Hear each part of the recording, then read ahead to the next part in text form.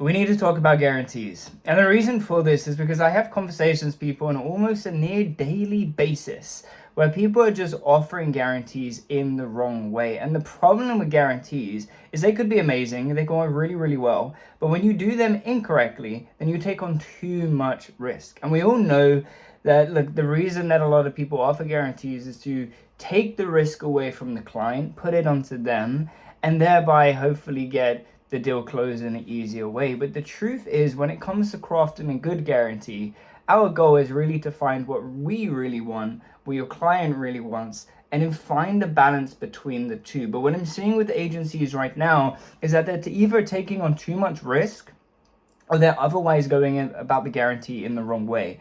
And that is what I'm going to be addressing in this video today, so you don't make the same mistake. And so we can make sure, if you are offering any guarantees, we can make sure that they're solid and they actually work for you, not just your client, because right now it's off the balance. Now, if you don't know who I am, my name is Reece. I grew and scaled my own marketing agency to multiple six figures, and now I help agencies with their client acquisition, getting more meetings and getting more sales. But today specifically, we're looking at the offer side of things, because before we can look at getting more meetings, getting more sales, we look at the offer. And when it comes to a guarantee, the reason most people tend to implement that is to increase their meeting book rate, to get more intention. So there's a couple things going on. Generally, to get more intrigue, because if we can go out and we can tell people, hey, I can help you achieve X desired result, people are more interested to listen. We call this a call out, right? And you can call out people in different ways. You can call out the market and say, hey, dental clinic owners. And then you can call out a specific desire and say, I can help you get 20 Invisalign appointments each month.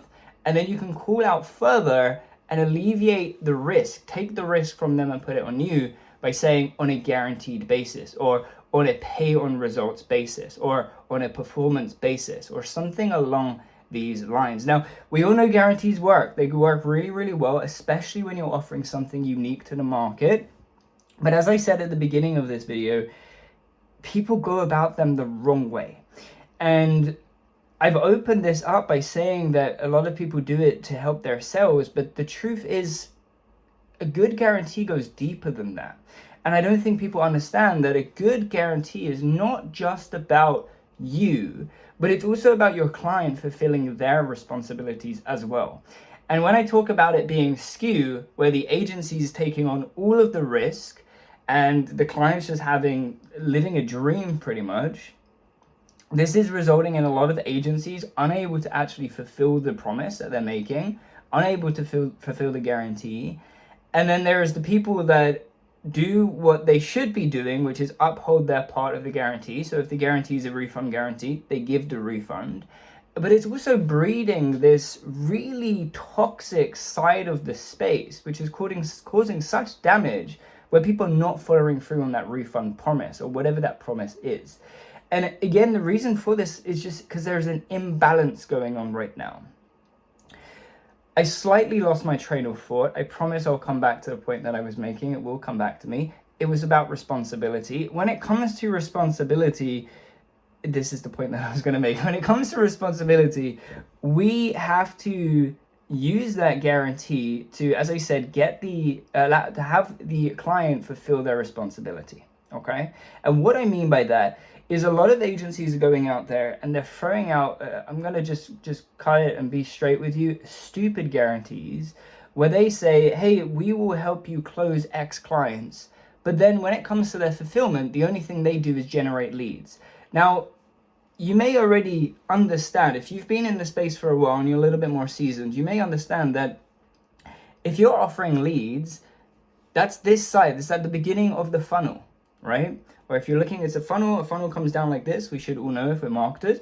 It's at the top. The lead comes in the top. The sale is right down the bottom. Okay? If you are saying that we're going to generate you, let's just say 5 clients a month, paying clients a month, and what your fulfillment service actually does is generates leads, then that guarantee is out of your hands. Okay? But if you are offering that as an offer, like, I would dispute and say that you shouldn't offer that because it doesn't make sense based on your fulfillment system.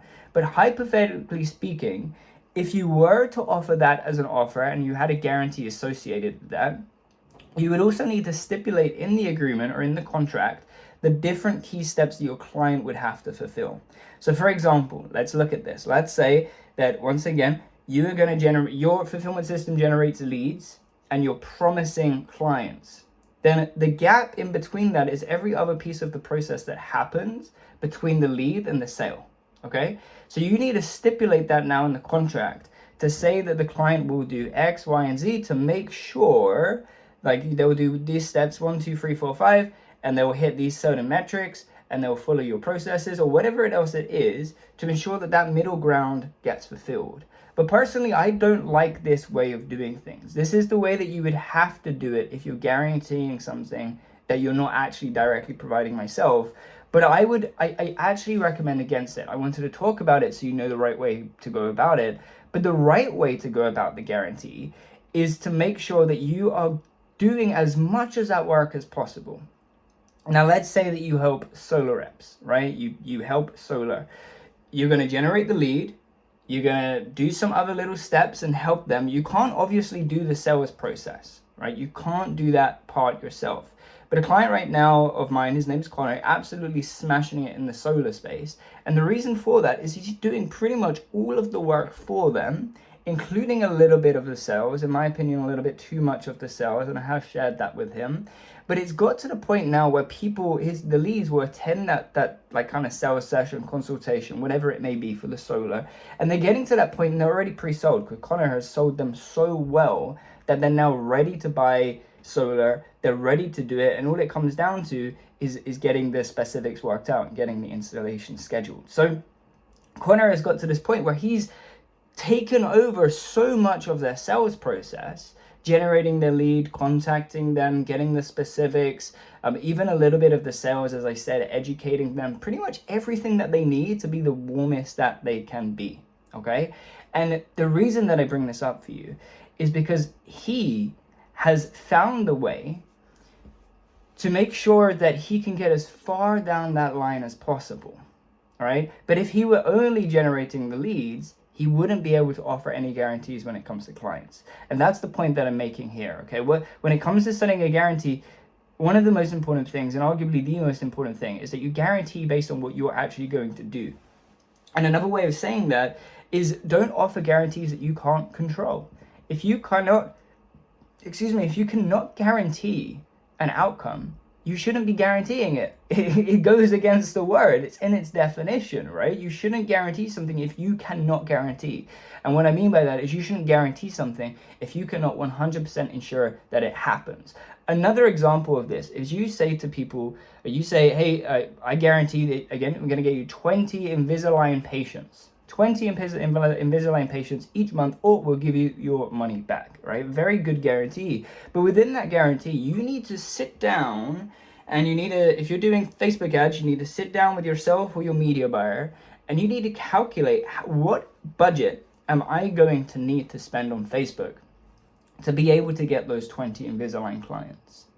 And if you do the math, and to keep it simple for me right now, if you do the math and you figure out it's going to cost you £1,000 or dollars, it's going to cost you 1,000 for you to get 20 clients. If you work it out and you're able to just pin it down on paper and obviously look at benchmarks from the past if you have them. If not, just look at the standard KPIs and try and figure out how much you would have to spend. And once you know how much you would have to spend, double it, right? And then make sure you put in the contract that the client is going to be willing to spend that.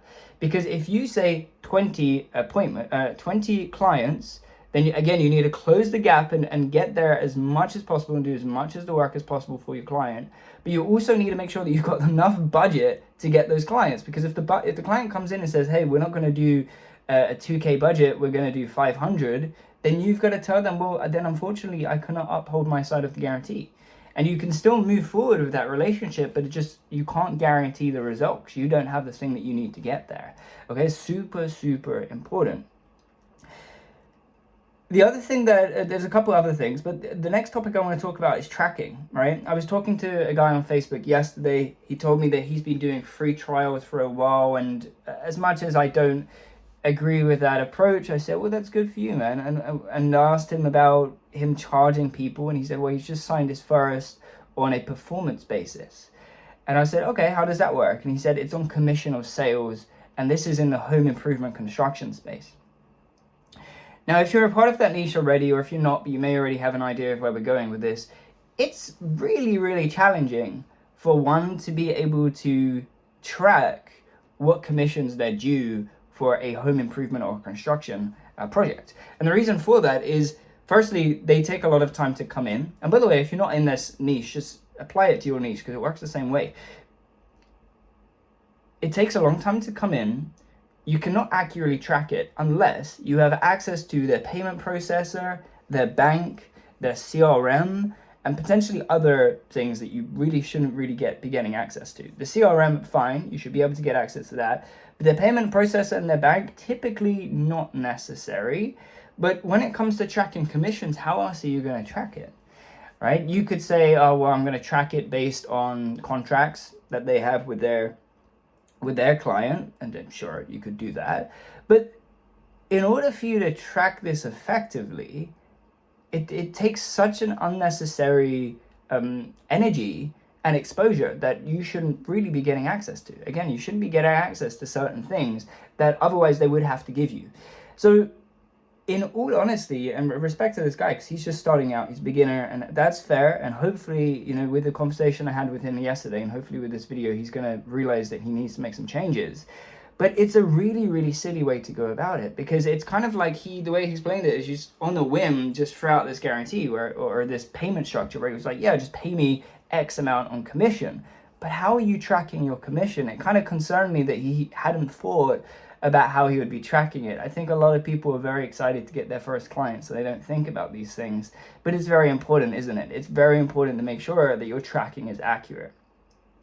So I don't like doing commission-based unless you're actually going to generate the sale. So for us in the past with e-com, it's more excusable for us to be able to do more of a ROAS deal or a commission basis. If you're doing email marketing or something like that, paid advertising for online businesses, it can work because it's not so complicated to get access to see where the payments are coming from. You know, if it's on Shopify, you can see the Shopify dashboard.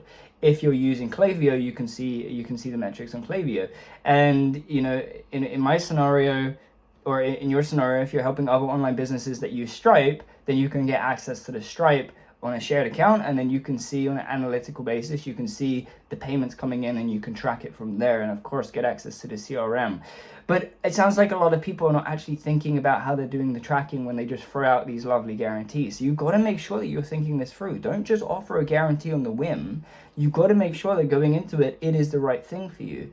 A lot of clients will just say, hey, well, why can I just pay you commission? And a lot of people will be like, yeah, sure, but it just doesn't really make sense, does it? So instead of commission, what I like to do is figure out how much is the average project going to be worth for them.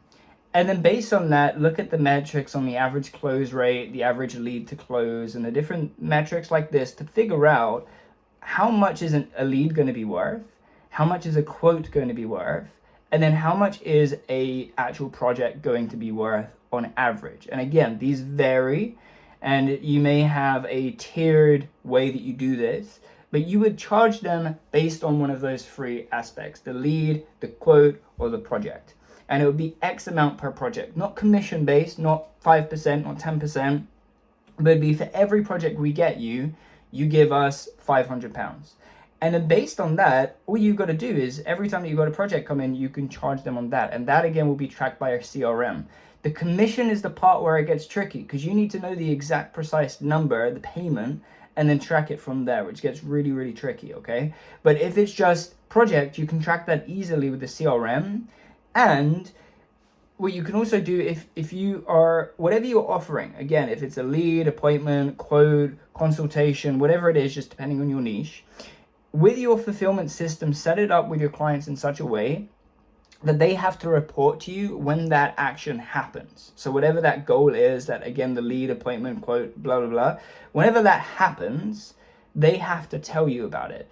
And what you can do is you can set up a very easy system with Go High Level. So each time a lead will come into you, you have a certain period of time, let's say 24 to 48, 72 hours, where after the lead comes in, you automatically contact your client and you say, hey, has this person completed the next step yet? Whatever part that you give to them, have they completed that? Have they booked an appointment? Have they showed up to the appointment? Have they became a client yet? Whatever it may be, you send this notification out. You say, have they done this step? If they respond to you and say yes, or they don't respond within a certain time, say 24 hours, then automatically you mark it as a yes, and then you will charge them for that. On the flip side, if they message you and they say no, then what you do is you go ahead and you continue contacting the lead to get them to take the next step, to get them to book the appointment, to show up, to get a quote, to make an order or a sale, whatever that next step is that you're leaving them off with, okay? And now what this is going to do is it's going to, firstly, it makes you a better marketer because you're actually following up with leads that don't convert, which is great, and that's going to improve your performance and your campaigns. But on the second side of things, it's going to also kind of, quote unquote, lock them into being truthful with you. Because if they lie, the lead is going to keep receiving these calls or texts or emails that are saying, hey, you haven't taken the next step yet, i.e. you haven't got a quote yet, you haven't made your purchase, or whatever it may be, and then get them back into the funnel. So it's going to loop them back in, okay? So you're going to set yourself in this phase where whenever you end up getting the result, you actually get notified about it. The client is incentivized to notify you. If they ignore the notification, then you're going to mark it as a yes, and you're going to charge them, and you're going to stop following up with the lead. So again, it's going to lock in, it's going to make it safe, it's going to make sure that the client's being truthful for you, and then you're not going to have to worry about that, okay? With all of everything that I'm saying right now, you should be getting the underlying idea when it comes to fulfillment that you need to know how to get results, and you need to have a system built and in place before you let that guarantee come out of your lips. Before you speak it to a client, or before you type it on an email or a VSL landing page, whatever it is, a YouTube video, before you speak that guarantee, you need to know how you're actually going to obtain it. Because again, you shouldn't be guaranteeing anything that you cannot guarantee. The best guarantees are the ones that are really good to the client, but they're really good to you, and they make sure that the client are going to do the things that they need to do. They're part of the responsibility to get results. And with that, ladies and gentlemen, that is how you offer a good guarantee. Now, once again, my name is Reece Moss. If you are an agency owner yourself and you are looking for help growing and scaling your agency, booking more meetings and getting more sales, click the link down below. It's a page that tells you more about what I do and how I offer a one-on-one mentorship currently as of right now. And the results that my clients have achieved, and so on and so forth. If you're interested, click the link and you can learn more about it and potentially book in a call personally with me. I don't have any closes. You'll book it with me personally, one-on-one. So if you'd like that, click the link below. If not, totally fine. Just click subscribe instead so you can watch these videos. They are free, and hopefully, as you can tell, pretty valuable. Or at least hope that you got the value that I intended to give today. Okay, so that's pretty much everything. If you've got any questions on that, just leave it down below. Good luck offering these guarantees. Don't be silly. Think it through. Don't just act rapidly without thinking about what you're doing. Be smart and don't be stupid. Rule 1, be smart. Rule 2, don't be stupid. But in all seriousness, if you get confused, just pop it down below. I know that this can be intimidating for some people, and I know everybody's telling you to offer a guarantee. If you do it the right way, they can really work really well and change your life and change your clients' lives in the process. So yeah, once again, I hope this helped. I will see you in the next one.